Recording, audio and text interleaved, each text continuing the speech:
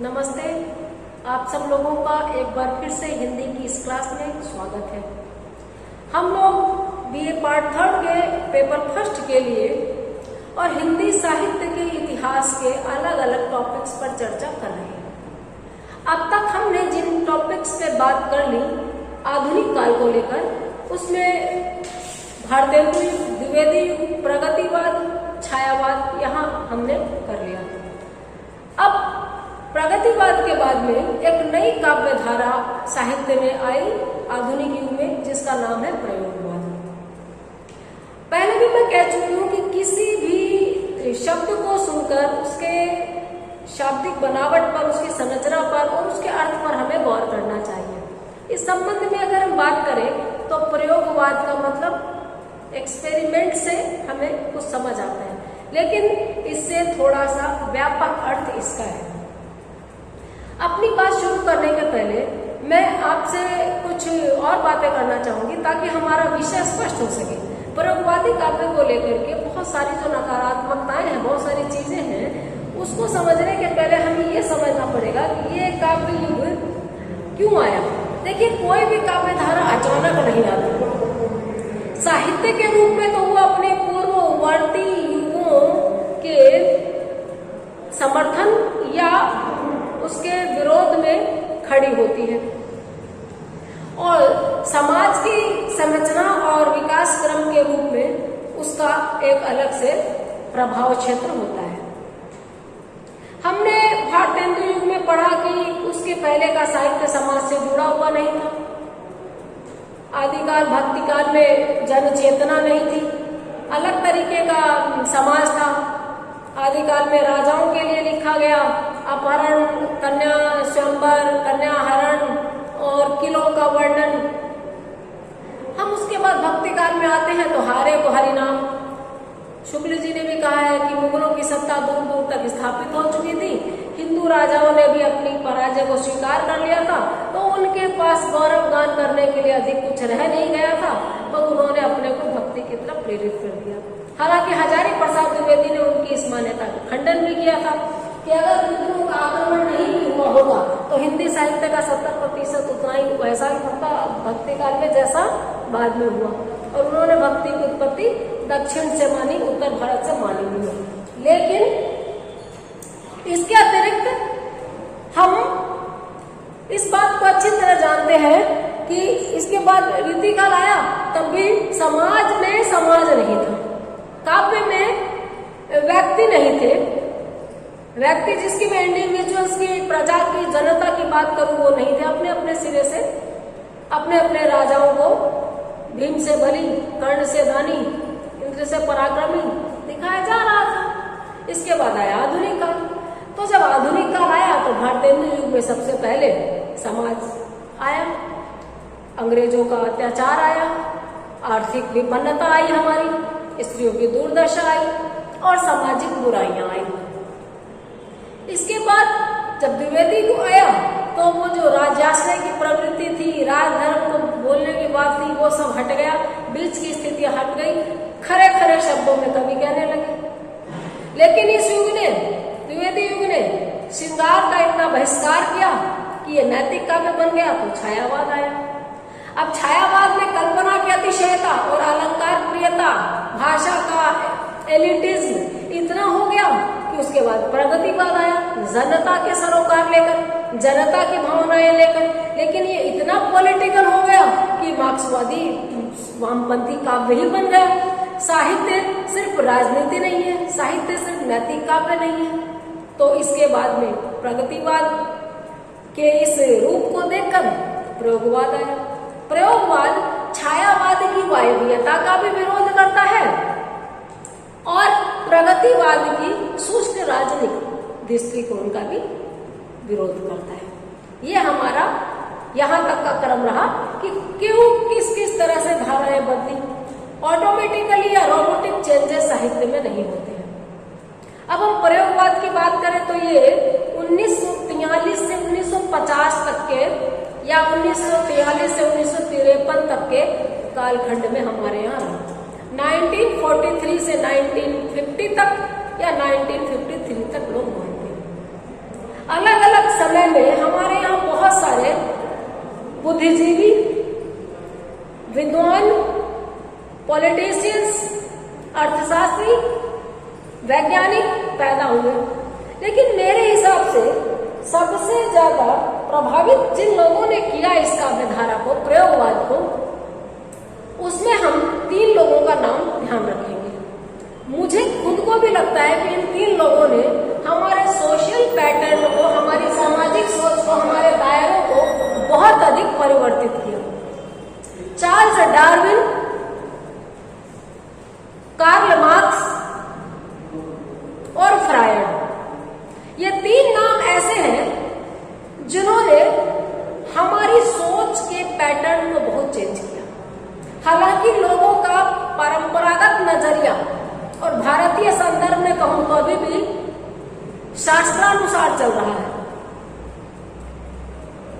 जैसे वर्ण व्यवस्था है या जाति व्यवस्था है, हमारे यहाँ वर्णाश्रम व्यवस्था सब कुछ शास्त्र या वेदों के अनुसार चलती है। लेकिन this is not scientific process of thinking. Brahma के मुख से ब्राह्मण, भुजाओं से क्षत्रिय, उदर से वैश्य और पैरों से शूद्र की उत्पत्ति जो हम मानते हैं, तो फिर विश्व की प्रजातियों की उत्पत्ति की व्याख्या हम नहीं कर पाते। चार्ल्स डार्विन ने माना था कि धरती की उत्पत्ति नहीं हुई, सृष्टि की उत्पत्ति नहीं हुई, उद्विकास हुआ है, इवोल्यूशन की प्रक्रिया हुई है, क्रमशः विकसित हुई है दुनिया, एक दिन में कुछ भी नहीं हुआ।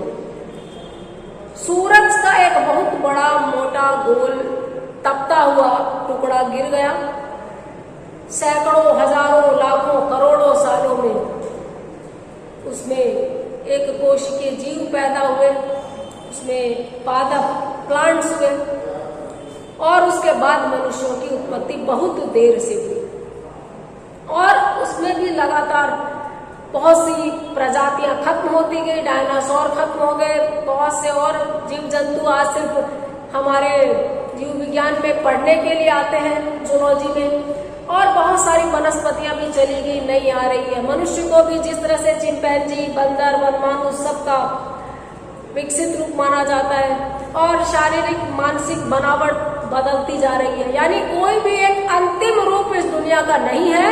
रातों रात दुनिया नहीं बनी, 14 दिन में दुनिया नहीं बनी, 21 दिन में दुनिया नहीं बनी। असल में दुनिया निरंतर बन रही है। असल में वनस्पतियां, पेड़ पौधे, मनुष्य, ये सब हर पल नई नस्ल की तरफ बढ़ रहे हैं, नई विशेषताओं की तरफ बढ़ रहे हैं, पुराना कुछ छूट रहा है। विकासवाद की इस प्रक्रिया पर बाद में हर्बर्ट स्पेंसर जैसे और भी बहुत सारे वैज्ञानिकों ने काम किया। प्रयोगवादी कवियों के लिए ये विचारधारा बहुत उपजीव्य रही, उपयोगी रही। इन्होंने कोई अवतारवाद नहीं माना। इनके हिसाब से दुनिया एक दिन में विकसित नहीं हुई। दूसरा, मार्क्स, जिन्होंने, हालांकि मार्क्स की विचारधारा कालजयी रहेगी। आर्थिक आधार पर असमानता जब तक रहेगी, न फेमिनिज्म आ पाएगा, न कास्टिज्म खत्म होगा, न रेसिज्म खत्म होगा। जहां जिसके पास ताकत और पावर और सत्ता है, उसने सप्रेस किया है, दबाया है ताकतहीन को, कमजोरों को। तो जो बात है वो ये है कि प्रयोगवादी कवियों ने भी कमोबेश इस दृष्टि को अपनाया है। इसीलिए परंपरागत जीवन मूल्यों के प्रति इनका अनास्था का स्वर था। और तीसरा नाम है फ्रायड। फ्रायड के हिसाब से हम जो भी कुछ करते हैं मौलिक रूप से 2 भावनाओं में बहकर करते हैं। या तो प्रेम के कारण हम वशीभूत होते हैं, या डर के कारण हम कंट्रोल में रहते हैं। हमारी बेसिक जो क्रियाएं हैं वो यौन आकर्षण या भय, इनसे संचालित होती है। और बहुत अधिक मात्रा में प्रयोगवादी कवियों की कविताओं के बारे में ये बात हम कह सकते हैं कि यौन कुंठाओं का प्रकाशन जिस तरह हुआ है, भय की वृत्तियों पे जिस तरह लिखा है, वहां पर फ्रायड भी इनके काव्यों में देखे जा सकते हैं। दार्शनिक विचारधारा के रूप में जैसे मार्क्सवादी विचारधारा प्रगतिवाद में प्रभावित करती है, हावी थी। छायावाद में अद्वैतवाद, सर्वात्मवाद और प्रतिविज्ञा दर्शन था। प्रयोगवाद में अस्तित्ववादी दर्शन प्रभावित करता है। अस्तित्ववाद से प्रभावित विचारधारा प्रधान काव्य कौन सा है, या अस्तित्ववादी दर्शन पर आधारित काव्य धारा कौन सी है, तो प्रयोगवाद। अब प्रयोगवाद के जनक कौन कहलाते हैं? प्रयोगवाद के पूरे विचार की परिकल्पना मध्य प्रदेश के सुजानपुर में मुक्तिबोध के साथ मिलकर अज्ञेय ने बनाई थी, और बाकी लंबे टाइम तक मुक्तिबोध और अज्ञेय के बीच में इसको लेकर विचार चलता रहा। मौलिक रूप से दोनों का इसमें योगदान है, लेकिन अज्ञेय को इसका प्रवर्तक माना जाता है, क्योंकि अज्ञेय ने प्रयोगवाद को लेकर चारों सप्तकों की भूमिकाएं लिखी और प्रयोगवाद को स्पष्ट करने में काफी विचार अपने पुस्तकों के माध्यम से, पत्रिकाओं के माध्यम से जनता के बीच में रखे। अब हम बात करेंगे प्रयोग है क्या।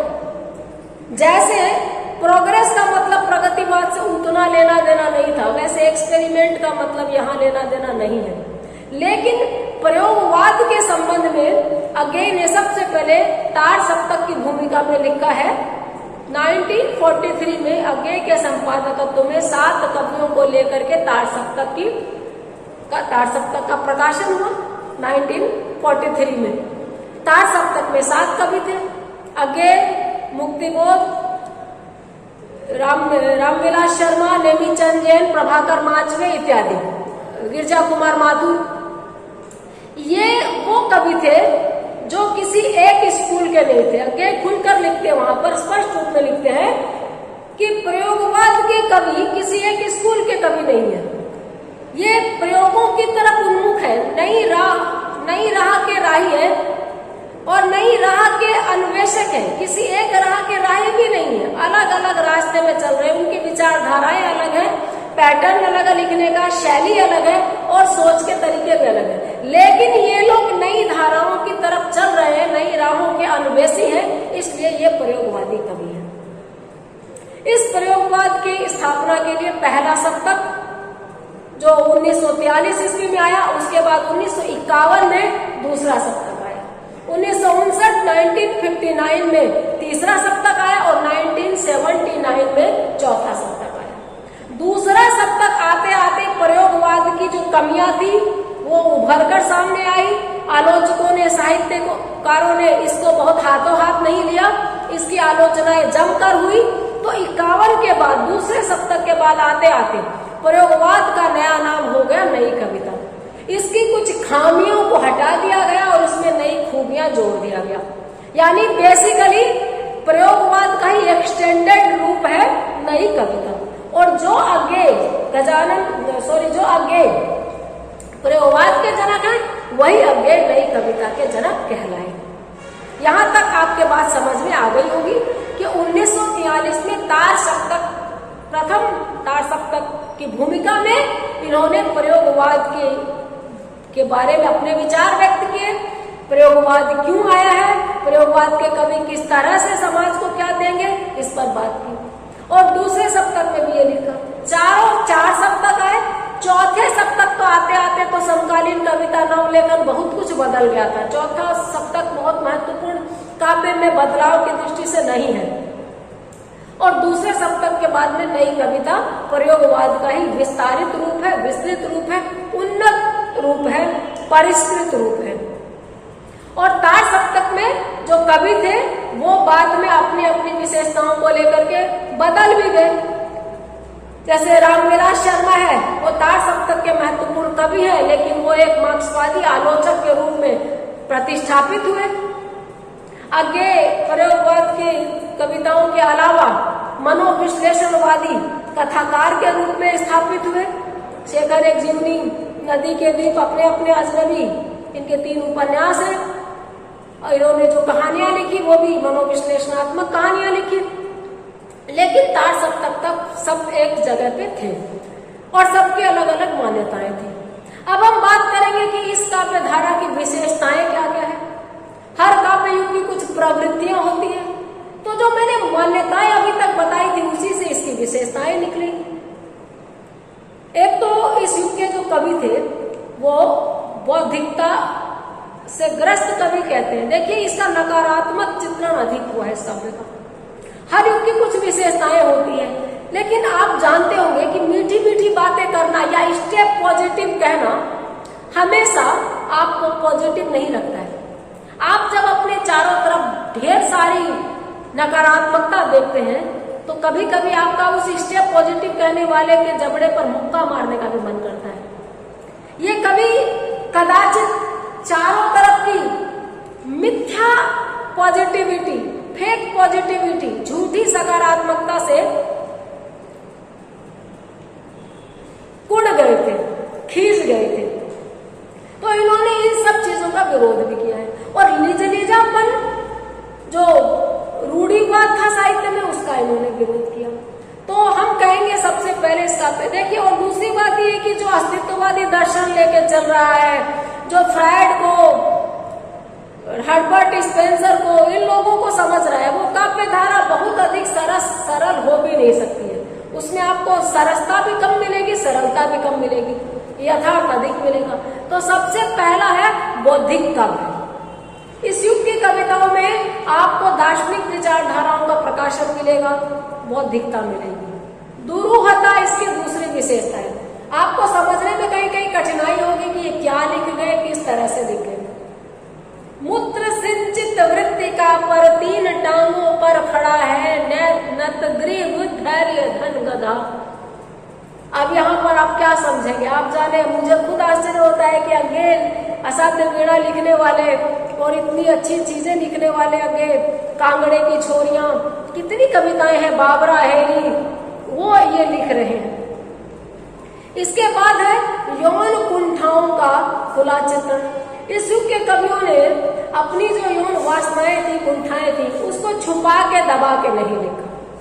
जैसे अगर आप किसी डेटिंग ऐप पे जाएंगे तो आपको वहां पर संवेदना की बातें नहीं मिलेगी, इमोशंस की बातें नहीं मिलेगी। लोग सीधे कहेंगे कि कैजुअल फन के लिए मिले।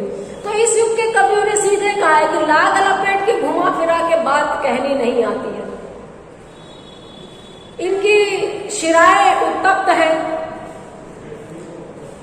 भावनाएं प्रज्वलित है और आह्वान करते हैं, तुम कहाँ हो नारी।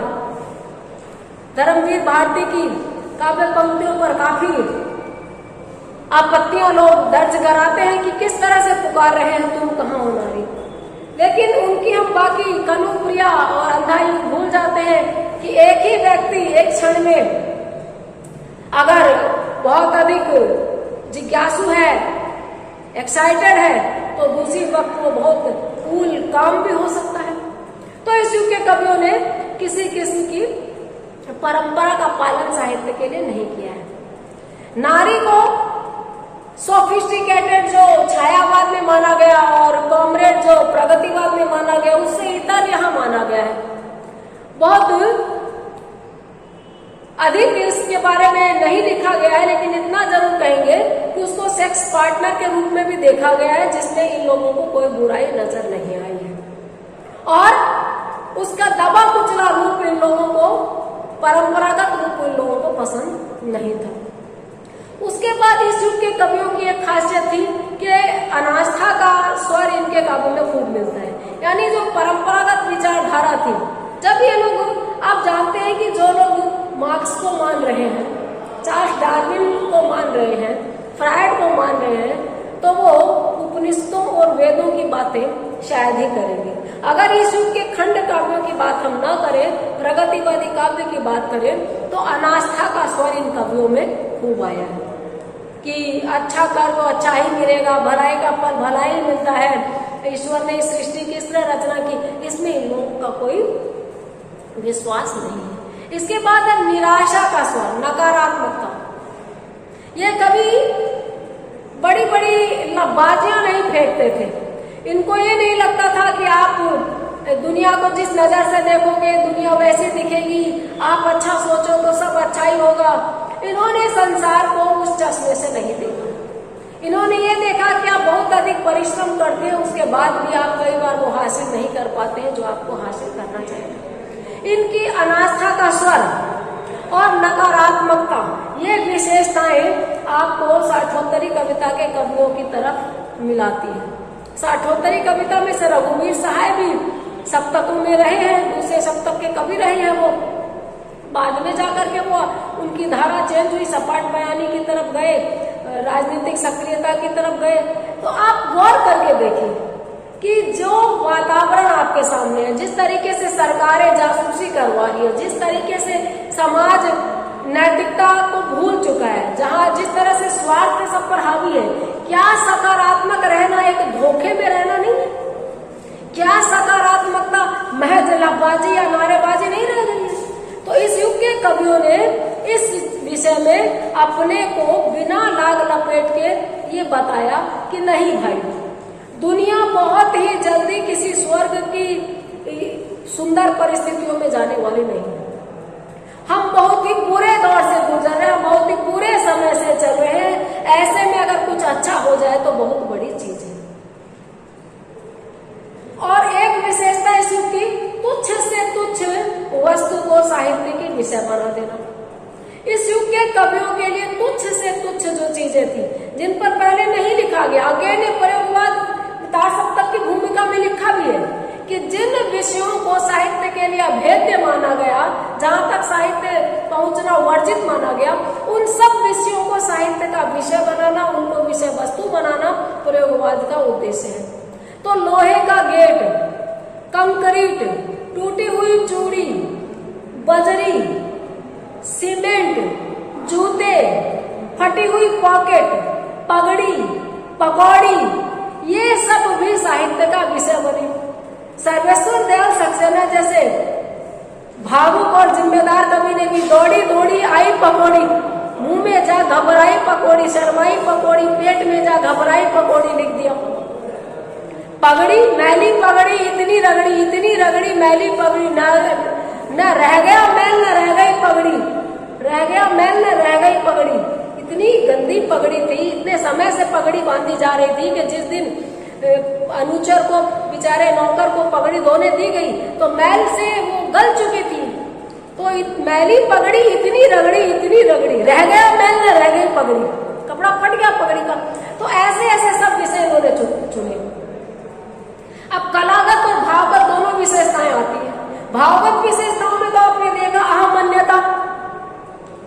अहमन्यता एक अलग ही चीज है। शिव के कवि के अंदर अहंकार भी था, खुद को तुच्छ नहीं मानते थे। मैं रथ का टूटा हुआ पहिया हूं मगर मुझे फेंको मत, कर्मवीर भारती की पंक्तियां हैं। इस युग के कवियों ने अपने को महत्व दिया। मैं क्या हूं, मर जाऊंगा एक दिन, यूं ही मिट्टी में मिल जाएंगे, हम धूल का कण है। नहीं, ऐसा नहीं माना, मैं भी कुछ हूं। सामाजिकता के परे वैयक्तिकता इस काव्य का मूल स्वर था। अपने आप की स्थापना है। देखिए, वैयक्तिक काव्य छायावाद में भी था, लेकिन वो फिर भी समाज से बंधे थे।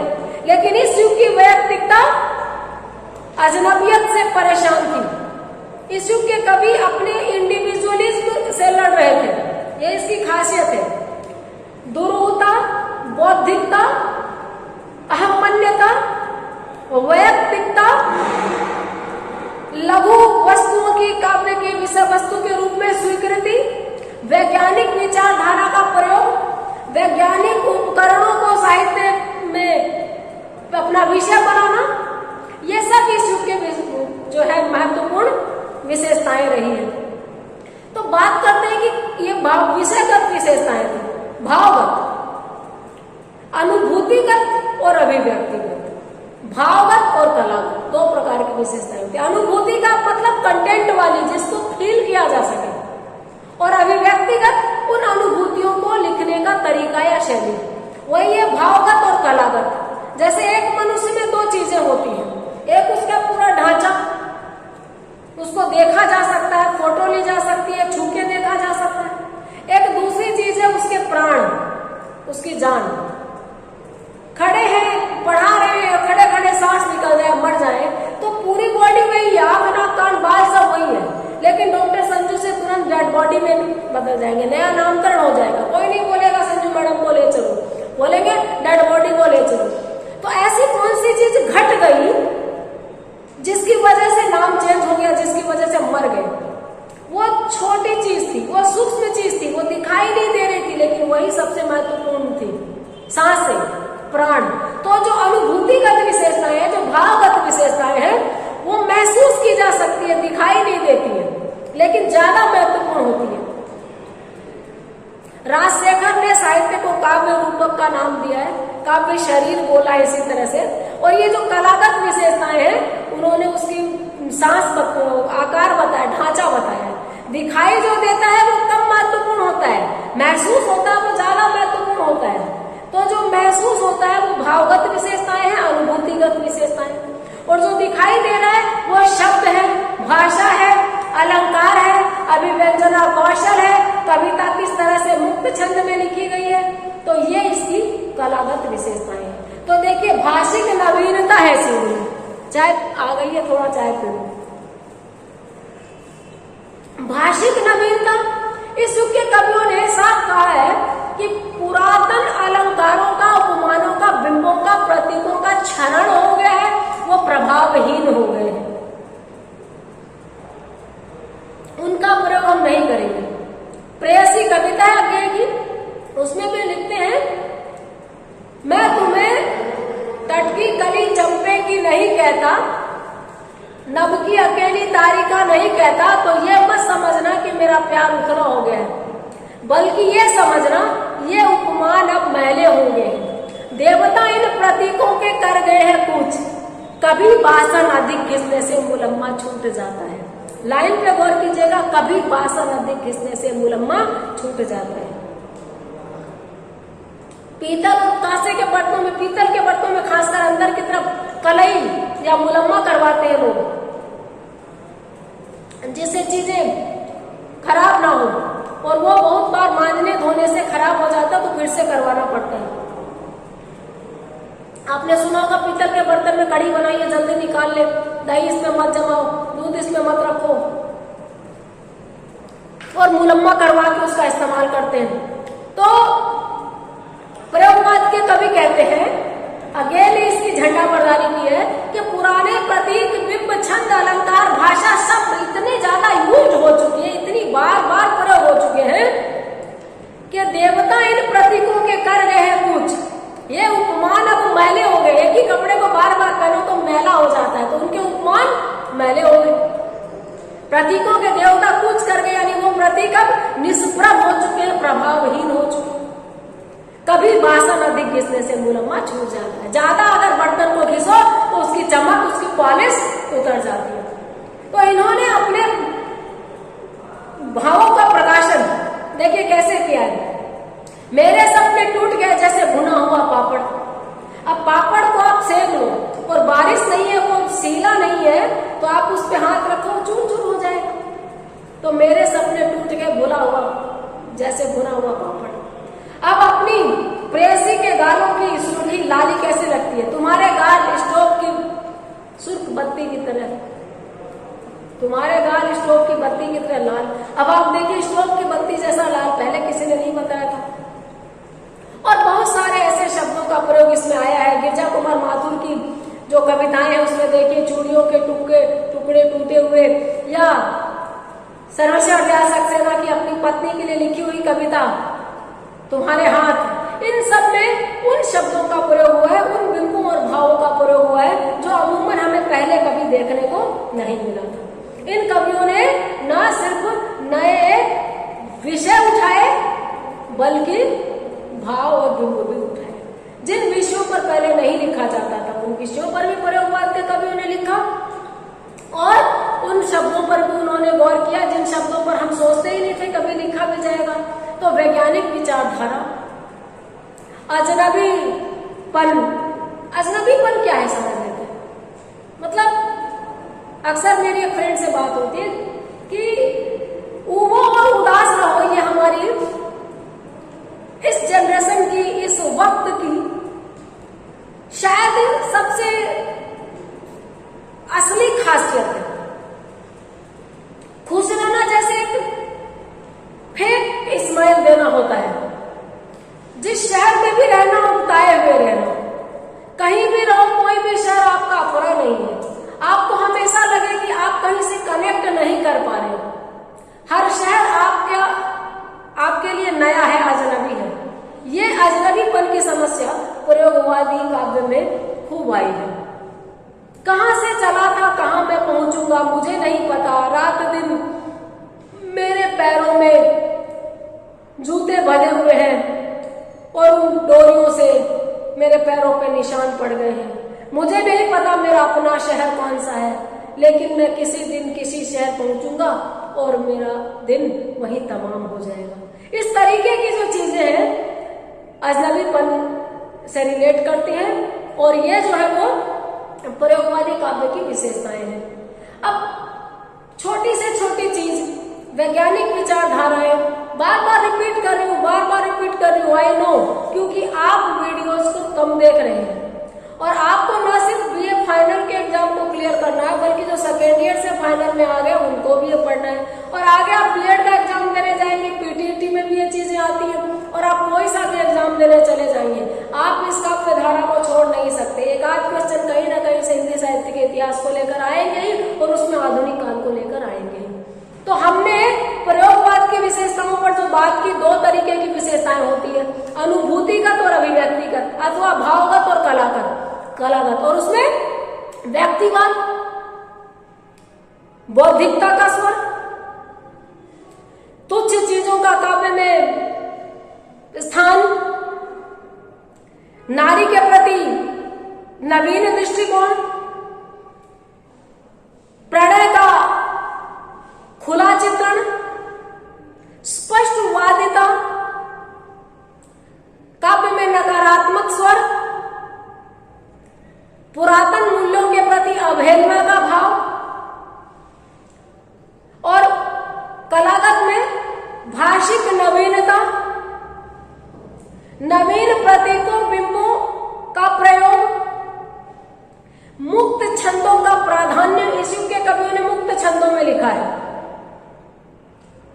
सो रहा था झोंप अंधियारा नदी की जांग पर, यौन बिंब नए बिंब थे जो प्रयोगवादी कवियों के काव्य में आए हैं।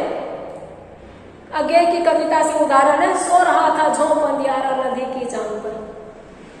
और एक और प्रयोग इसमें देखिए, पति सेवारत सांझ, पति सेवारत सांझ लजाकर ओट हो गई देख उझक पराया चांद। ऐसे प्रयोग आपने पहले कब तक पढ़े थे। चांद या तो प्रेमी प्रेमिका का आलंबन के रूप में या उद्दीपन के रूप में हमें जला रहा था, यहाँ पे वो एक अलग ही रूप में आया है कि सांझ जो है वो प्यार कर रही है दिन को।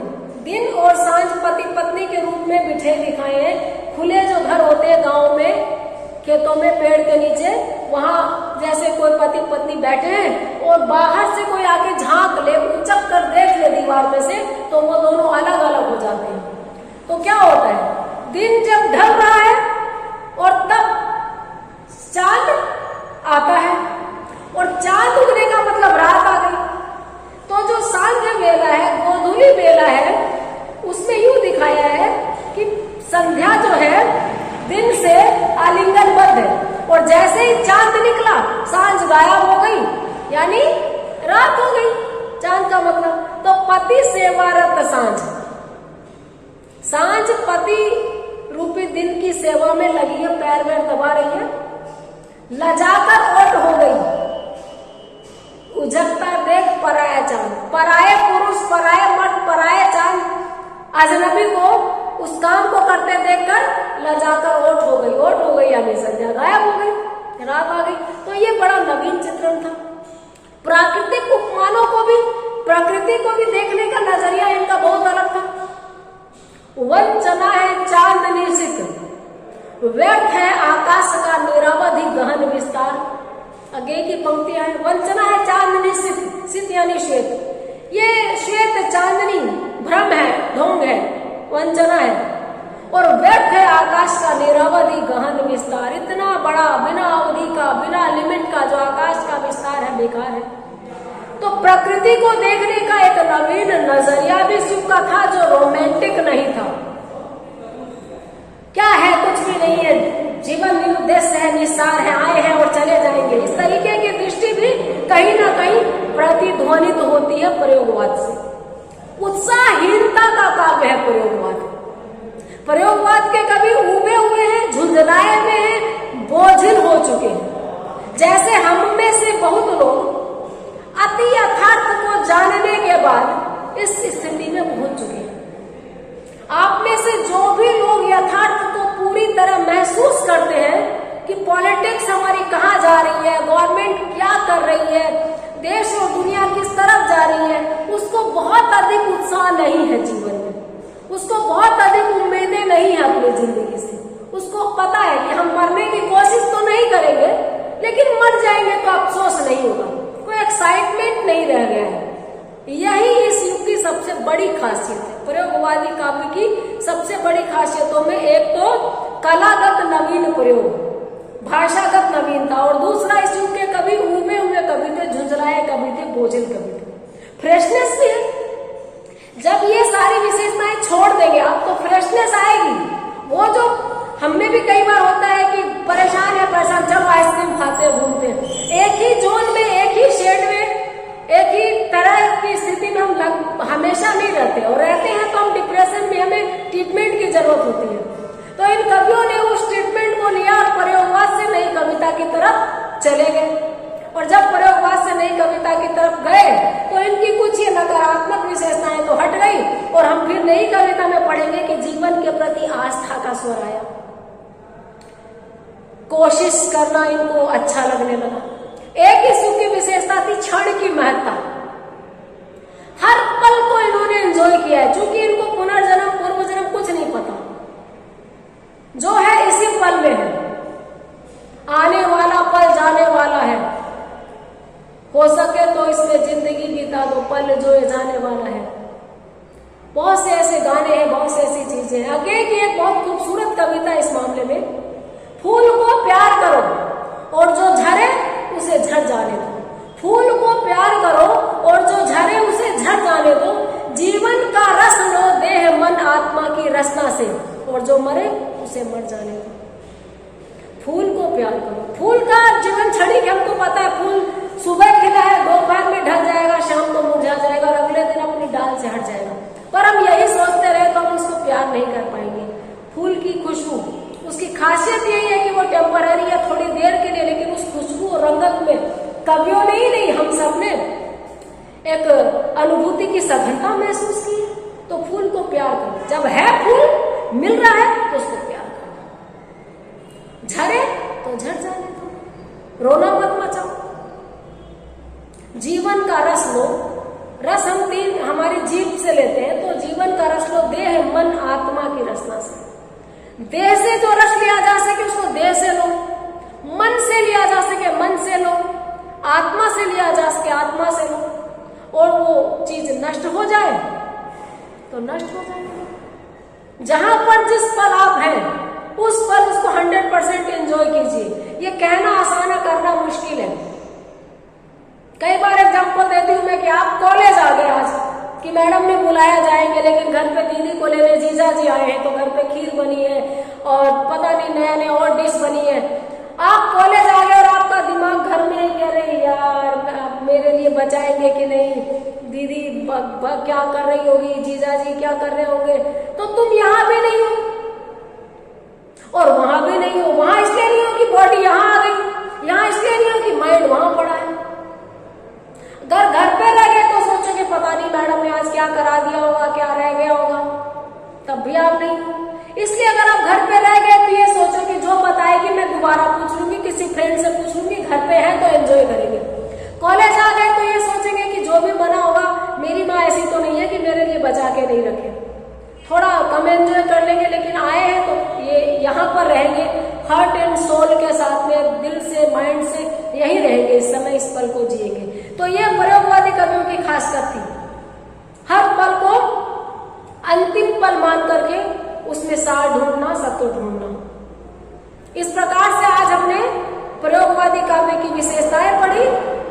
अगले वीडियो में हम प्रयोगवाद की इन समस्याओं का, कुछ समस्याओं का निराकरण करके इसमें खूबियां डालकर इसको नई कविता के रूप में तब्दील होते देखेंगे।